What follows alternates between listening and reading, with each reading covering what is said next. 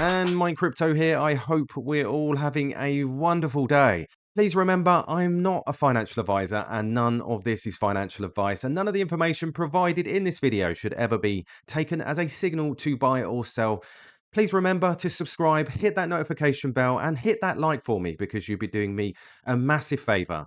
But first and foremost, we look at these crypto bubbles, and as we can see, we are ranked 70, up one rank there, and current market cap of 1.57 billion and a 24-hour volume of 41 million in the last 24 hours with a comp price of 130. Nice to see it sitting in the 130s, and we are down 1.5% in the hour, up 5.2% in the day, and up 7.7% in the week. Looking a bit greener today across the board. There's a few coins in there that have taken a bit of a hit, capitulating. Remember, I am not bothered about short-term moves. I'm more interested about the long term because I am here for the long term. Now, I saw this interesting post from Sebastian, and it's actually alluding to something I mentioned yesterday in my video about why, when we see these big wallets, when we see these big transactions, but yet there isn't much of a movement with regards to the price. So we'll have a look at this, and I'll explain why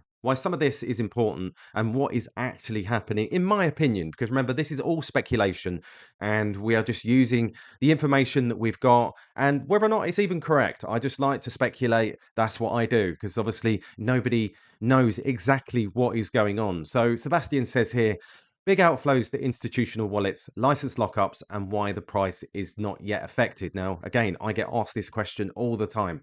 And Coinbase custody plus agency OTC being one of the main players. He says here, Mind Crypto made me think why this is. And this was, again, from a video I did yesterday. I was just waiting for a bit more confirmation and maybe a little bit more evidence. And he says, I'm going out on a limb here, but in my opinion, there is one reason why these huge outflows aren't yet affecting the price.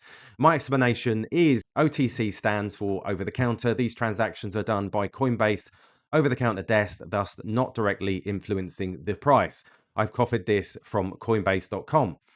Our OTC custody client service teams provide high touch, seamless process from price risk through to trade settlement. This means Quant is at some point bought at a certain price and then sold back to certain users for that price, probably via some sort of prescription to Coinbase custody plus agency OTC by institutions.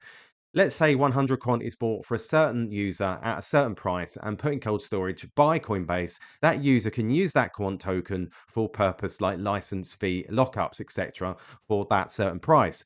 This is my take on why this isn't moving the Quant price. Eventually, this can't go on forever and Quant will have to be bought from the market. We can see scarcity unfolding before our eyes. This, in my opinion, is a first sign Quant can't be held back much longer. What are your thoughts? Let me know in the comments. He says, not financial advice, and always do your own research. Absolutely. So we're going to talk about that in just a moment. But we see this yesterday from this huge BitVavo wallet added further Quant to their private wallet of 2,347 Quant, which was nearly $300,000.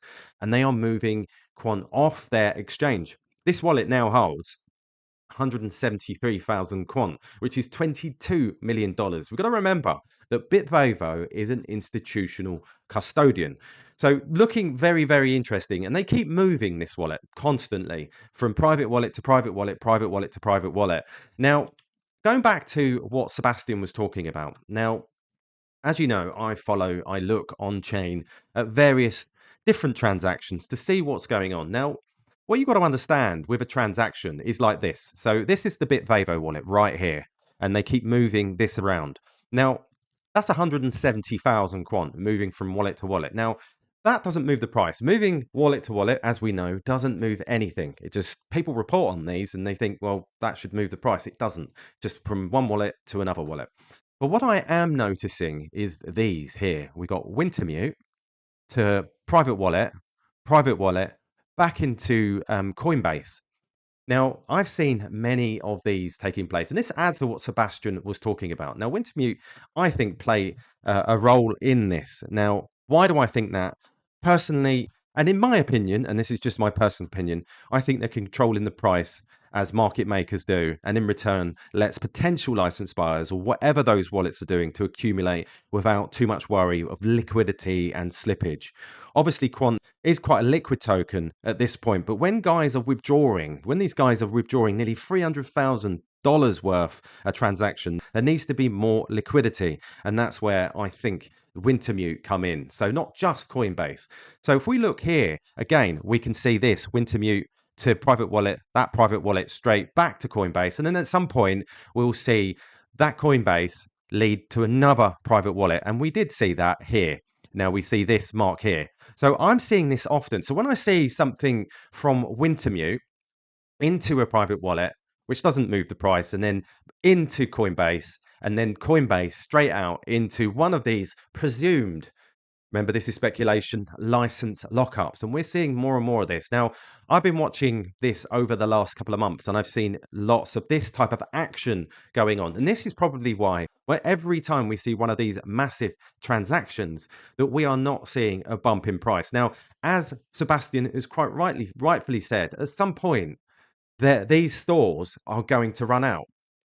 And what they're going to have to do, they're going to have to buy off market. Now, we don't know how much they've got, because I'm also seeing some of these movements from Binance into Wintermute. I'm seeing movements from Coinbase back into Wintermute. And then I'm seeing all these different movements, but they're not moving the price. Now, like I said before, every time I see a Wintermute, there's always a transaction to another private wallet that I will report on that will be a fairly sizable transaction, like this one, which is 1,588 quant.